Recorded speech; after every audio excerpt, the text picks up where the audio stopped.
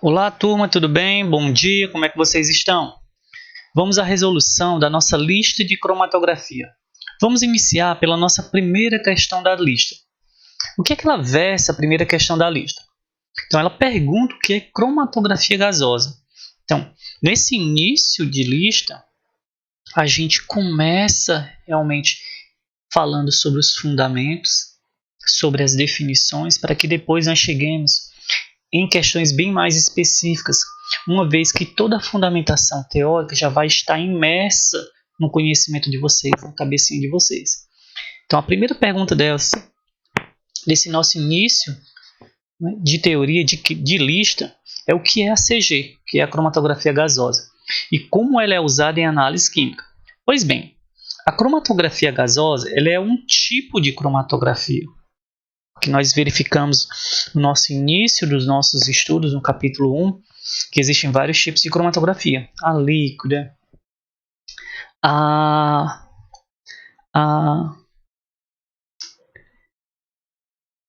de fluido supercrítico, a cromatografia delgada, e por aí vai. A cromatografia de papel, tá bom? Então, pois bem, então a cromatografia gasosa ela é um tipo de cromatografia na qual a fase móvel é um gás. E a presença de uma fase móvel gasosa torna a cromatografia gasosa seja útil a separações de substâncias como os compostos orgânicos voláteis, muitas substâncias voláteis que são de interesse em áreas como as de testes ambientais, análises forenses, atividades industriais do petróleo, indústrias alimentícias, de sabores, não é? de aromas, indústrias de perfume e por aí vai, ok? Então, como gabarito, nós poderíamos dar essa resposta aqui à nossa primeira questão.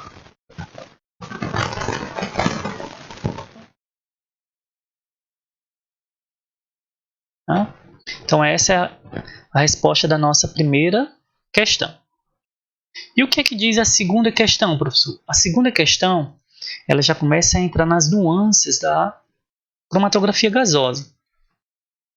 Porque ela já vai solicitar a vocês, já vai exigir de vocês que vocês nos digam quais são os principais componentes de um cromatógrafo gasoso básico e que vocês nos expliquem qual a função de cada um, qual a função que cada um exerce dentro do sistema. Pois bem, então a gente verificou na nossa teoria que um sistema comum de CG, tá? Ele é realizado por um equipamento chamado de cromatógrafo gasoso. E ele é composto, né, por cinco componentes. Uma fonte de gás, são os cilindros, os sistemas de injeções, a coluna cromatográfica, o forno onde se insere essa coluna cromatográfica, e os detectores e o sistema de registro. Pois bem, então, a fonte de gás, o cilindro, é composta pelas reguladoras de pressão, os manômetros de pressão, tá? Ela vai lançar a fase móvel, ela é o componente que armazena e que lança a fase móvel gasosa a uma velocidade controlada no sistema de cromatografia gasosa, ou seja, no cromatógrafo gasoso. Já o sistema de injeção é justamente o local, é um local aquecido, né, onde a amostra será injetada, será colocada, tá, para que ela possa ser convertida em um gás e assim ser conduzida à coluna de separação. E o que seria a coluna cromatográfica? Ou seja, é a parte do sistema que vai conter a fase estacionária responsável pela separação dos componentes da matriz, da amostra. Tá, ok? Então, a coluna cromatográfica é justamente responsável pela separação dos componentes orgânicos, né, presentes na amostra. E o que seria o forno, professor? Seria justamente um componente do qual é responsável pelo controle de temperatura. Tá? E por último, o detector e o sistema de registro, que é justamente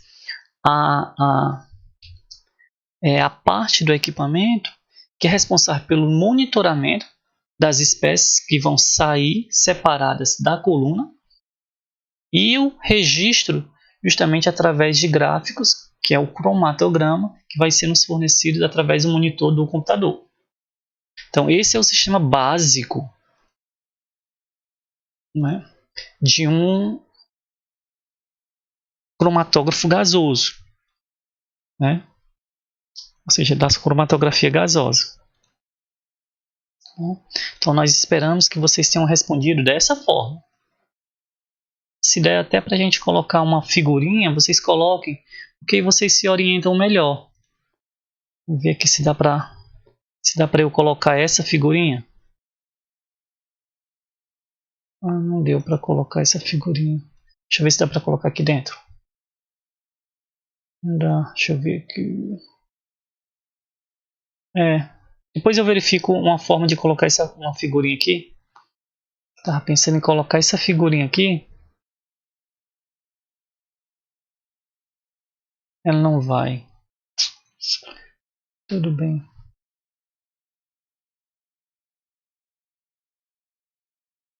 Tudo bem, vamos para a terceira. Depois eu verifico uma forma. Na terceira, o que a terceira nos fala?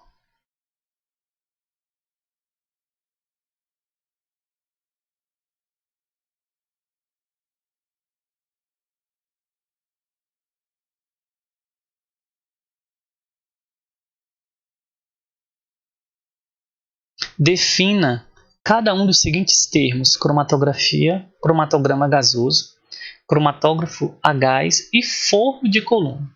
Como cada um deles é utilizado em CG? Ora, isso nós podemos utilizar a resposta da questão anterior já para nos orientar acerca dessa questão.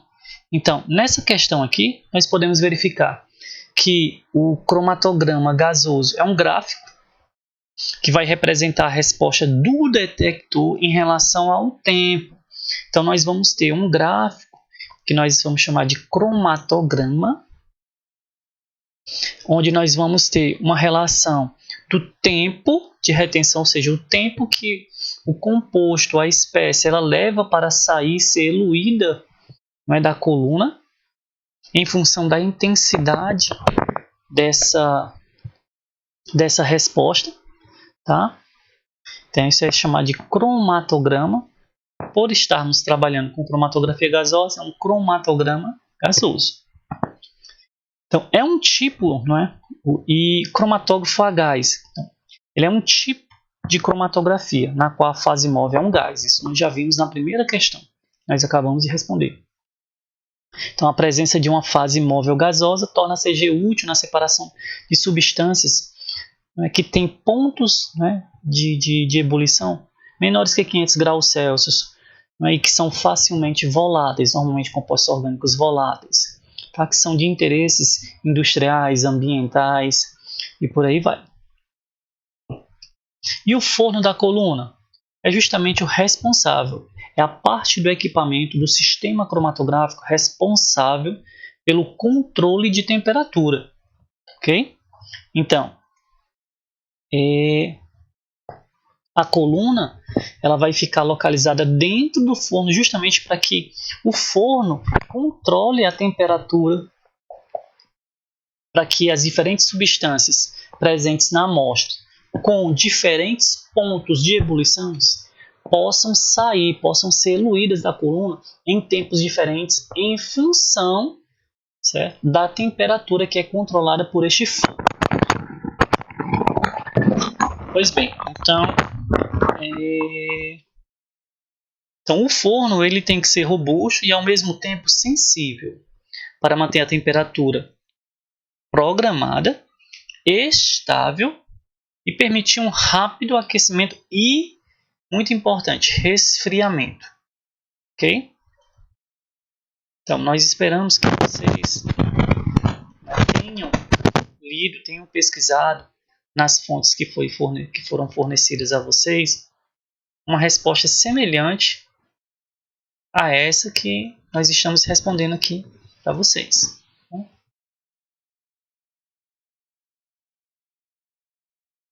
Vamos à quarta questão da nossa lista.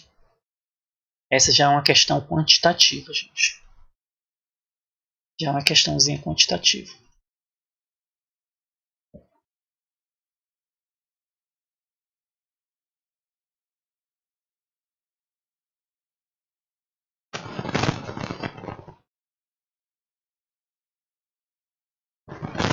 A quantidade de morfina em uma amostra de sangue é determinada por CG. Primeiramente, uma amostra de 2 ml de sangue é ajustada para um pH 9,9 e 20 microgramas de narlofina são adicionados como padrão interno. Olha aí, gente, que método de quantificação é esse? De cara, ele já me diz aqui, ó, padrão interno, porque ele quer determinar a quantidade de morfina em uma amostra de sangue, tá ok? E para isso ele adiciona um padrão interno, ou seja, uma substância com propriedades físico-químicas semelhantes à do analito que eu vou determinar, ou seja, a morfina. Então ele adiciona 20 microgramas de narlofina, esses 2 ml.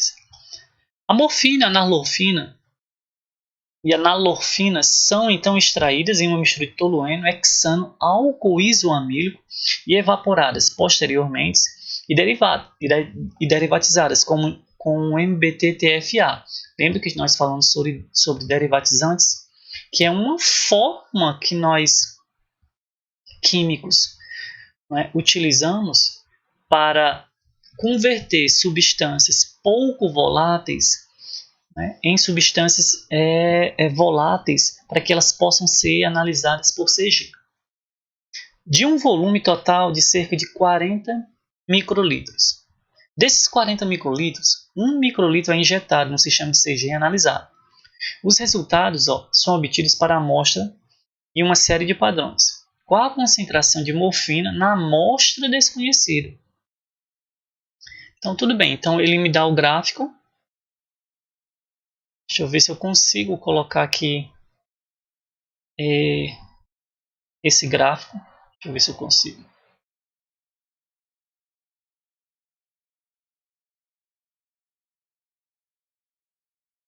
Não sei se eu consigo, gente, colocar aqui o gráfico. Acho que não.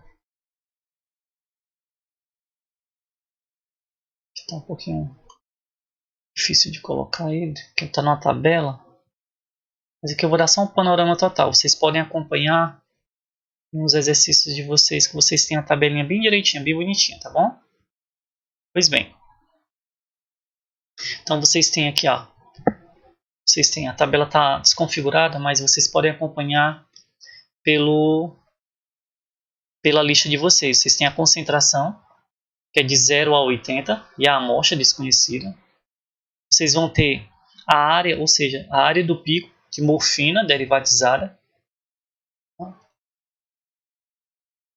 Então isso aqui é nalorfina.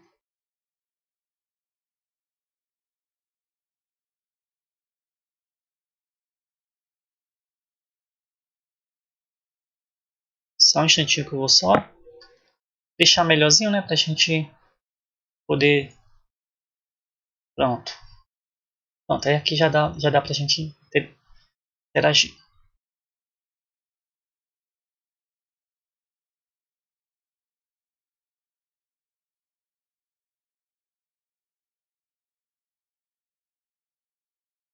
Pronto. Aqui essa faixa aqui dá certo.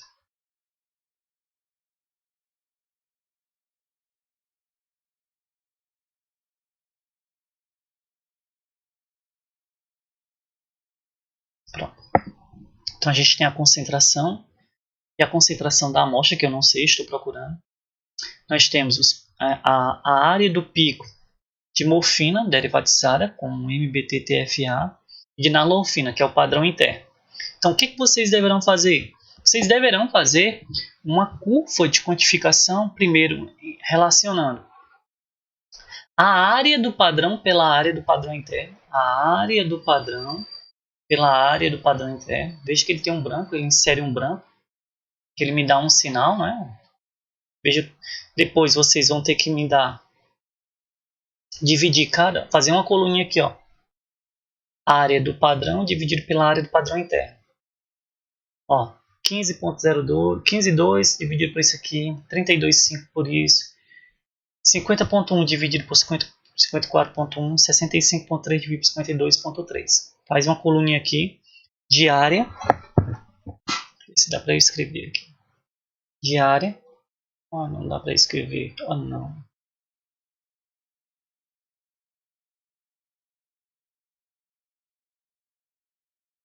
Então vocês vão fazer isso aqui, gente. Ó.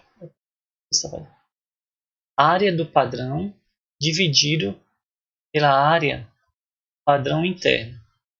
Tá? Aqui, ó, uma outra coluninha, tá bom? Não sei por que não está escrevendo. Tá muito...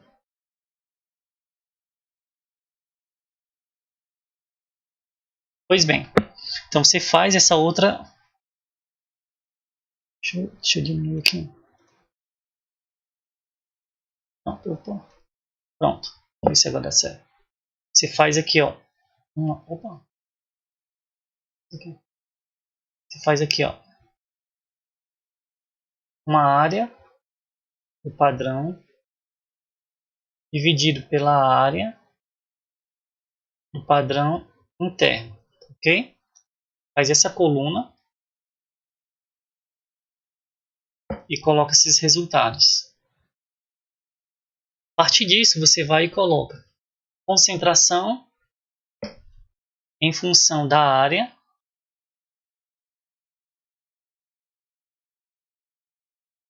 concentração em função da área do padrão pela área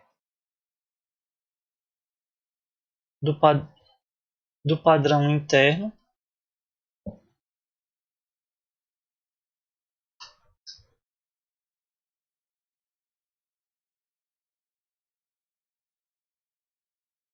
e traça a curva na calculadorazinha de vocês.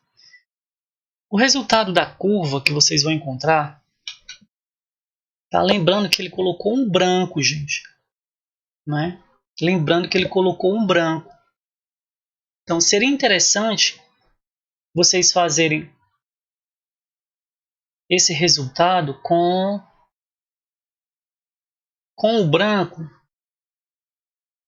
Seria interessante, como ele colocou um branco aqui, ó, seria interessante vocês fazerem uma outra coluninha de correção, diminuindo o sinal do branco aqui que vai dar. Ó.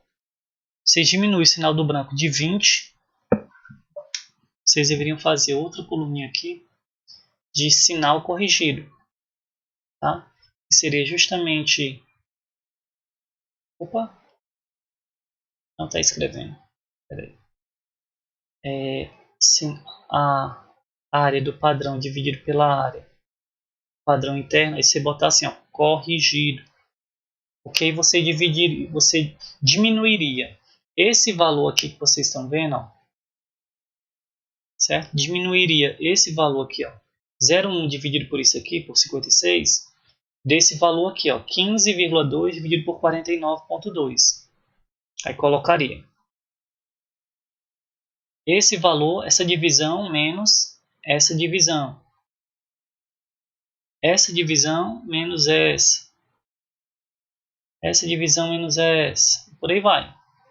Inclusive da amostra. Por quê? Porque ele botou um branco aqui, ó, para verificar as influências, tá bom? Então seria bom a gente fazer essa correção. Feita essa correção, você vai e faz a curva de calibração, de concentração dos padrões, pela o sinal corrigido. Tá? Provavelmente vocês irão encontrar,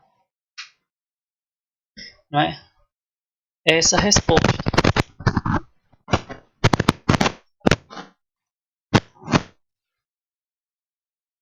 De 54,69 nanogramas.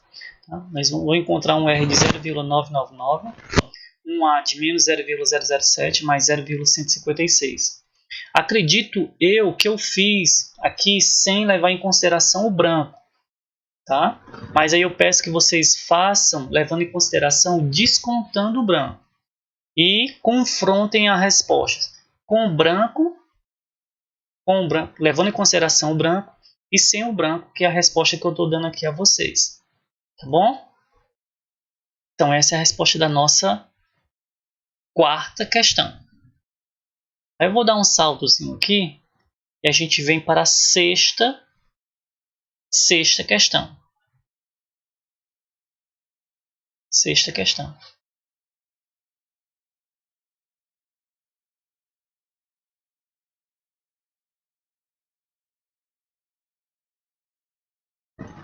Quais as características gerais um composto deve ter para ser analisado por CG?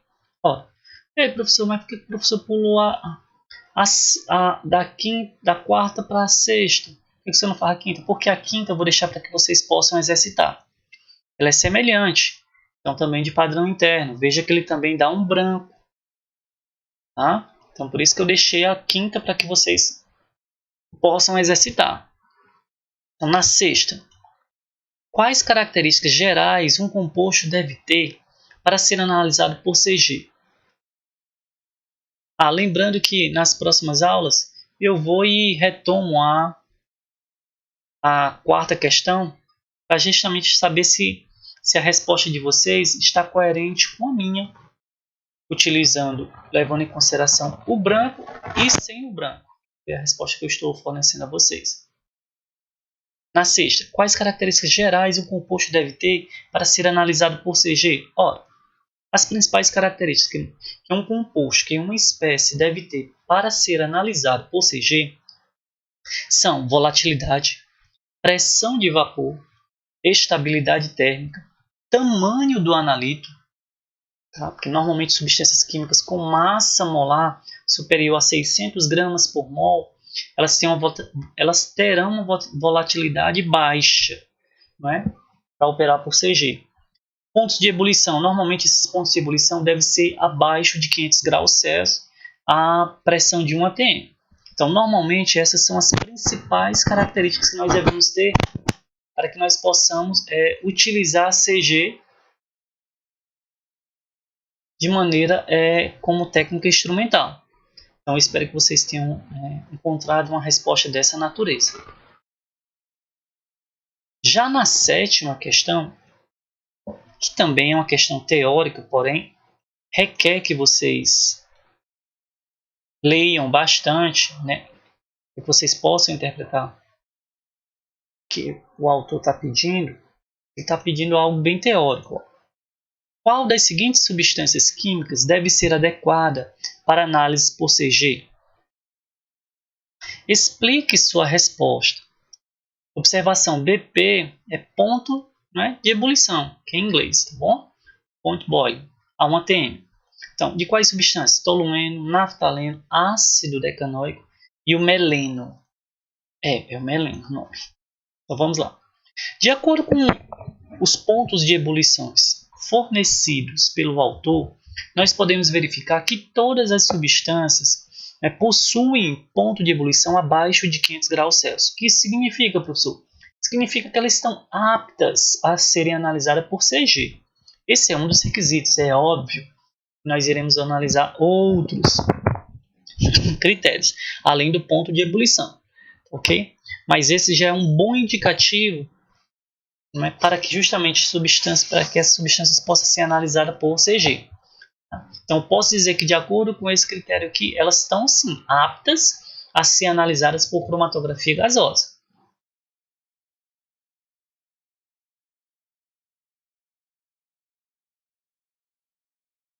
Então, a resposta que eu gostaria de receber de vocês na listinha seria algo semelhante a esse.